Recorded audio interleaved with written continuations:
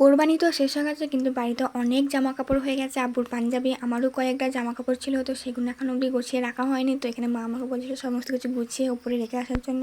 আমি এখানে সমস্ত কিছু ভালোভাবে গুছিয়ে নিচ্ছিলাম। আব্বার পাঞ্জাবি, আমারও কয়েকটা জামা কাপড় ছিল। আর আব্বু তো চলে গেছিলো সকাল সকাল বাজার, কারণ দিদিরা চলে যাবে এবার বাইরে। তো দিদি তো আব্বাকে বড় সড়ো একটা লিস্ট বানিয়ে দিয়েছে, তো আব্বু সেসব নিয়ে চলে গেছে বাজার। তো আব্বু বাজার থেকে আসার পরে দিদিটা, আমার এই ঝাঁকিটা বেশ ভালো লাগে, ঝাঁকিটা কি সুন্দর দিদির এইটা।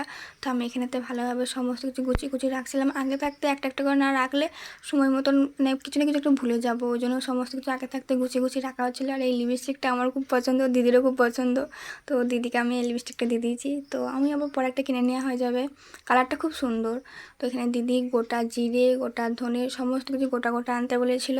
গোটা গোটা এনে সমস্ত কিছু গরম করে নিচ্ছিলাম, গরম করে মিক্সিতে পিষে নেবো বলে। তো এখানেতে সমস্ত কিছু করে নিচ্ছিলাম, কারণ বেশি টাইম নেই কো দিদিদের হাতে। তো আমরাও একটু তাড়াহুড়ো করছিলাম। তো সমস্ত কিছু কাজ হয়ে যাওয়ার পর বিকেলের দিকে ছিল আমার পড়া।